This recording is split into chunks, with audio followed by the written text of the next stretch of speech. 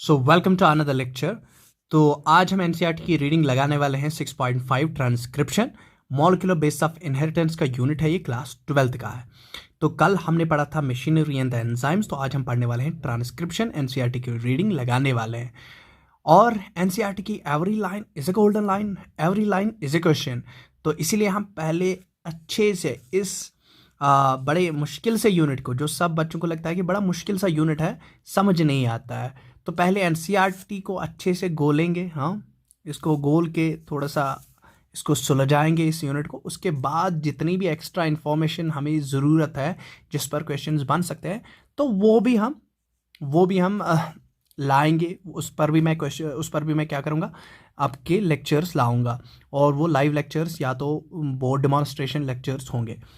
तो अभी हम एनसीईआरटी की रीडिंग करने वाले हैं और जितने भी इससे क्वेश्चंस बनते हैं एनसीईआरटी से, तो वो एनसीईआरटी के क्वेश्चंस भी मैं कल आपके लिए लाने वाला हूं। तो चलिए जी, आज चलते हैं, ट्रांसक्रिप्शन पढ़ देते हैं। तो बिफोर स्टार्ट, तो मैं बस यही कहूँगा कि जब भी ये यूट्यूब पर ये वीडियो आएगा, जस्ट शेयर योर लव, जैसे कि आप हमेशा से करते आ रहे हो, and just share as much as you can. तो ट्रांसक्रिप्शन का मतलब हो गया डीएनए से आरएनए बन जाना। बड़ा ही सिंपल सा प्रोसेस है, डीएनए से आरएनए कन्वर्ट हो जाना, that is called as transcription. तो यही लिख रही है NCERT, the process of copying genetic information from one strand of DNA into RNA is termed as transcription.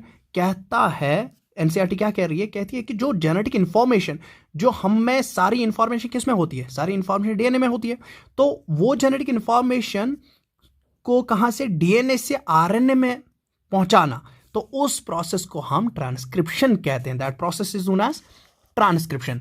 ठीक है, हियर आल्सो, तो यहां पर भी क्या, the principle of complementarity govern the process of transcription. तो प्रिंसिपल ऑफ कंप्लीमेंटैरिटी, तो देखो यहां पर भी principle of complementary base pairing ही क्या फॉलो हो रहा है। ठीक है, कंप्लीमेंट्री बेस पेयरिंग का प्रिंसिपल यहां पर फॉलो हो रहा है। कंप्लीमेंट्री बेस पेयरिंग का मतलब क्या था, adenine will always bind with thymine, guanine will always bind with the 3 hydrogen bonds with the cytosine. That was complementary base pairing principle, और वो यहां पर भी फॉलो होने वाला है। एक्सेप्ट, खाली किसके लिए एक्सेप्शन है, एक्सेप्ट द एडेनोसिन।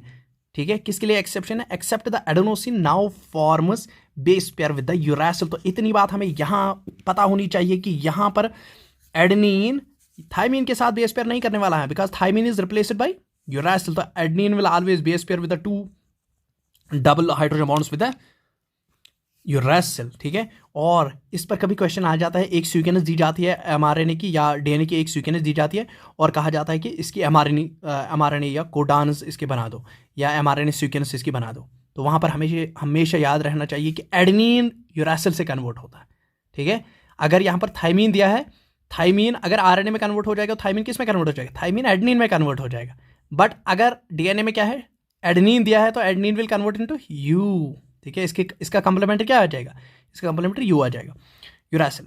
तो however unlike the process of replication, लेकिन unlike the process of replication, जो प्रोसेस ऑफ रेप्लिकेशन था, हाँ, विच वन सेट इन, जो एक बार हो गया है। ठीक है, the total DNA of an organism, तो रेप्लिकेशन में क्या हो रहा था, total DNA of an organism gets duplicated. ये तो सही बात है, ये हमने सेल साइकिल में पढ़ा है कि amount of DNA doubles, amount of DNA double हो जाता है 2n से लेकर 4n। ठीक है, अगर G1 फेज में अमाउंट ऑफ डीएनए कितना था, 2n, तो S phase of cell cycle में क्या हो रहा है, 4n। That means amount of DNA doubles, ठीक है, in the S phase of cell cycle, लेकिन chromosome number remain is the same. देखो यहां पर क्वेश्चन आ गया सेल साइकिल का भी। हाँ, तो in transcription only a segment of DNA, देखो लेकिन ट्रांसक्रिप्शन में क्या हो रहा है, only a segment of DNA, खाली एक सेगमेंट डीएनए का, and only one strand is copied into mRNA, into RNA. खाली एक ही सेगमेंट डीएनए का और एक ही स्ट्रैंड डीएनए का किस में कॉपी हो रहा है, इनटू आरएनए। तो जो डीएनए डबल स्ट्रैंडेड है, उसमें से एक ही स्ट्रैंड किस में कन्वर्ट हो रहा है, इनटू आरएनए, और एक ही सेगमेंट डीएनए का टेक पार्ट कर रहा है। तो ये क्यों नहीं हो रहा है, दोनों डीएनए के स्ट्रैंड्स क्यों नहीं आरएनए बनाते हैं। हाँ, कौन सी दिक्कत आती है कि दोनों डीएनए स्ट्रैंड्स क्या नहीं बनाते, आरएनए नहीं बनाते हैं। तो उसका भी इसने नीचे लिखा है कि क्या रीजन है। ठीक है, the necessities, this necessitates defining the boundaries that would demarcate the region। देखो only segment of DNA at which the transcription will start, that is the demarcated region. तो कहता है कि this necessitates defining the boundaries that would demarcate the region. तो यहां पर जरूरत पड़ती है कि हमें पता होना चाहिए कि डिफाइनिंग बाउंड्रीज क्या है ट्रांसक्रिप्शन के लिए. ट्रांसक्रिप्शन के लिए वो पर्टिकुलर सेगमेंट कौन है उसको हमें डिमार्केट करना है, उसको हमें पहचानना है. ठीक है, तो पहले डिमार्केटिंग हमें डिफाइनिंग बाउंड्रीज होनी चाहिए कि that would demarcate the region, जो हमें बताता चले कि ये किस रीजन से किस डीएनए के किस सेगमेंट से ट्रांसक्रिप्शन स्टार्ट होती है. उस रीजन को हमें क्या होना चाहिए, डिमार्केशन उसकी होनी चाहिए. ठीक है, एंड द स्ट्रैंड, और कौन सा स्ट्रैंड हम डीएनए का यूज करेंगे किसके लिए, ट्रांसक्रिप्शन के लिए, या कौन सा डीएनए स्ट्रैंड यूज हो रहा है ट्रांसक्रिप्शन के लिए. अब देखो why both the strands are not copied. देखो अभी मैं ऊपर यही बोल रहा था कि why both the strands are not copied during transcription. क्यों दोनों स्ट्रैंड्स ऑफ डीएनए कॉपी नहीं हो रहे हैं, क्यों ये दोनों क्या बना नहीं रहे, क्यों ये आरएनए नहीं बना रहे, क्यों ये डबल स्ट्रैंडेड आरएनए नहीं बनाते, क्यों ये खाली एक ही स्ट्रैंड एक्ट करता है एज ए टेम्पलेट और एक आरएनए स्ट्रैंड बना देता है. तो यहाँ भी उसका आंसर भी दिया गया, हैज़ अ सिंपल आंसर. कहा कि बड़ा सा आसान सा जवाब है भाई जी इस बात का. तो क्वेश्चन तो बड़ा ही मुश्किल दिख रहा है लेकिन आसान जवाब आसान ही है इसका. तो जवाब इसका क्या है, first if both strands act as a template. कहता है कि अगर पहले आप देखो अगर दोनों स्ट्रैंड्स एक्ट करेंगे एज ए टेम्पलेट. ठीक है, दोनों स्ट्रैंड्स जो डीएनए के हैं अगर ये एक्ट करेंगे as template means as a source. ठीक है, तो वहां पर क्या हो जाएगा, they would code RNA molecules with different sequences. तो ये आरएनए मॉलिक्यूल तो बनाएंगे लेकिन ये क्या आरएनए मॉलिक्यूल बनाएंगे विद डिफरेंट सीक्वेंसेस. तो यहां पर आरएनए मॉलिक्यूल बनेंगे लेकिन विद डिफरेंट सीक्वेंसेस. ठीक है, रिमेंबर, तो हमें याद रखना चाहिए कि कंप्लीमेंटैरिटी डज नॉट मीन आइडेंटिकलिटी. ठीक है, तो आइडेंटिकल मतलब हूबहू जेरॉक्स कॉपी, एंड कंप्लीमेंट्री का ये मतलब नहीं है कि वो आइडेंटिकल होने चाहिए, उनकी सीक्वेंसेस कंप्लीमेंट्री होनी चाहिए. लेकिन यहां पर जब दो डीएनए मॉलिक्यूल से दो डीएनए स्ट्रैंड से आरएनए बनेंगे तो वहां पर दो डिफरेंट आरएनए मॉलिक्यूल्स बनेंगे, उनकी न्यूक्लियोटाइड सीक्वेंसिंग डिफरेंट होगी. क्योंकि देखो हमें पता है कि यहां पर जो डीएनए है, इसने अभी कहा कि डीएनए में क्या होती है कंप्लीमेंट्री बेस पेयरिंग. एक स्ट्रैंड पर एडेनिन है दूसरे पर थाइमीन होगा, ऑलवेज बाइंड्स.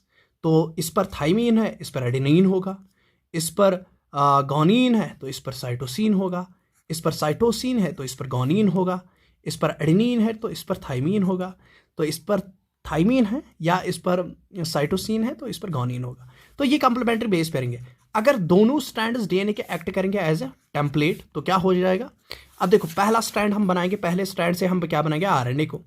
तो एडेनिन किससे रिप्लेस हो जाएगा, एडेनिन किसके साथ बेस पेयर करेगा, यू के साथ. तो बन गया, देखो आरएनए का स्ट्रैंड बनने वाला है एडेनिन. तो एमआरएनए पर कौन सा आने वाला है, आरएनए पर कौन सा न्यूक्लियोटाइड आने वाला है, एडेनिन किससे रिप्लेस हो जाएगा, यूरासिल से रिप्लेस हो जाएगा. और थाइमीन किससे रिप्लेस होने वाला, थाइमीन एडेनिन से रिप्लेस होने वाला. क्योंकि थाइमीन यूरासिल से क्या होने वाला है, यहाँ पर देखो यहाँ पर थाइमीन किससे आने वाला है, थाइमीन यहाँ पर एडेनिन से रिप्लेस हो जाएगा. ठीक है, यहाँ पर याद रखना थाइमीन जो है, हाँ थाइमीन किससे रिप्लेस होने वाला, थाइमीन रिप्लेस होने वाला है यूरासिल से. लेकिन एडेनिन किससे रिप्लेस होने वाला है, adenine will get replaced by adenine. तो किससे रिप्लेस होने वाला है, adenine always will pair with the uracil. That means adenine, तो इसकी कंप्लीमेंट्री बेस पेयर क्या आएगी वहां पर, यूरासिल. और थाइमीन किससे बेस पेयर करता है, एडेनिन से बेस पेयर करता है. ठीक है, तो इसकी कंप्लीमेंट्री बेस पेयरिंग आएगी कहाँ पर, वहां पर तो एडेनिन आएगा. और गॉनिन, ठीक है, गॉनिन की क्या आएगी, गॉनिन का क्या आएगा, गॉनिन का आएगा साइटोसिन. और फिर साइटोसिन का आएगा गॉनिन. एडेनिन का आएगा यूरासिल. और साइटोसिन का आएगा गॉनिन. तो ये तो बन गए एक डीएनए स्ट्रैंड. ठीक है, एक एमआरएनए स्ट्रैंड, एक आरएनए स्ट्रैंड बन गए इस वाले स्ट्रैंड से. अब इस वाले स्ट्रैंड से हम देखेंगे अगर ये भी एक्ट करेगा एज ए टेम्पलेट तो थाइमीन किससे आएगा, थाइमीन किससे रिप्लेस होता है, यूरासिल से. ठीक है, तो थाइमीन किससे आएगा, थाइमीन रिप्लेस हो जाएगा यूरासिल से. ठीक है, thymine will replace with the uracil. लेकिन thymine will replace with the uracil. Adenine किससे रिप्लेस हो जाएगा, थाइमीन से रिप्लेस हो जाएगा, और थाइमीन यूरासिल से रिप्लेस हो जाएगा। लेकिन थाइमीन के बदले क्या आएगा? थाइमीन के बदले एडेनिन आएगा, ठीक है। और एडेनिन की कंप्लीमेंट्री बेस पेयरिंग कौन है? थाइमीन। लेकिन थाइमीन mRNA में किस में कन्वर्ट होता है? RNA में किस में कन्वर्ट होता है? यूरासिल में। और साइटोसिन, साइटोसिन के बदले क्या आएगा? गोनिन। गोनिन साइटोसिन इसकी कंप्लीमेंट्री है। थाइमीन, थाइमीन का कंप्लीमेंट्री क्या है? एडेनिन, क्योंकि ऑलवेज बाइंड विद एडेनिन। और गोनिन, गोनिन का कंप्लीमेंट्री क्या है? गोनिन का साइटोसिन है। AUGCAC, ठीक है, ये है दूसरा RNA स्ट्रैंड। तो देखो इस वाले RNA स्ट्रैंड में ये 3 न्यूक्लियोटाइड्स हैं, और ये 3 न्यूक्लियोटाइड्स क्या बनाएंगे? They will form A codon. ये कोडान बनेगा, किसी अमीनो एसिड को कोड करेगा। ये 3 न्यूक्लियोटाइड्स ये क्या बनाएंगे? They will form the codon, ये किसी अमीनो एसिड को कोड करेंगे। तो ये वाला RNA किसी प्रोटीन को कोड करेगा, क्योंकि ये पर्टिकुलर अमीनो एसिड्स को कोड करेगा। और ये वाला RNA स्ट्रैंड, ये वाला RNA स्ट्रैंड भी, इसमें भी कोडान्स हैं। तीन न्यूक्लियोटाइड्स कंबाइन होकर बनाते हैं एक कोडान। और UAC वाला कोडान, अगर मैं बात करूं UAC वाला कोडान, तो UAC वाला कोडान किसी अमीनो एसिड को कोड करेगा। GUG वाला कोडान किसको कोडान करेगा? जैसे कि वैलिन है, ये उसको कोड करेगा। तो यहाँ पर डिफरेंट कोडान्स हैं, और different codons different amino acids को कोड करते हैं। तो यहाँ पर डिफरेंट प्रोटीन्स बन जाएंगे। तो इस वाले स्ट्रैंड से डिफरेंट प्रोटीन आएगा, इस वाले स्ट्रैंड से डिफरेंट प्रोटीन बनेगा। तो हो गई ना कंप्लेक्सिटी, हो गई कंप्लेक्सिटी, क्योंकि इस DNA से एक प्रोटीन बनना था। इस DNA से क्या बना था? RNA।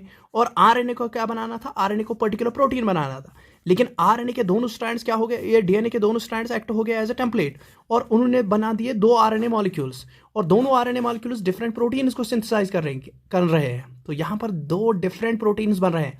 बनना था एक ही सिमिलर प्रोटीन, लेकिन यहाँ पर 2 डिफरेंट प्रोटीन्स बन गए। तो यही तो कंप्लेक्सिटी आ रही है। इसीलिए तो दोनों स्ट्रैंड्स DNA के एक्ट नहीं करते हैं एज ए टेम्पलेट।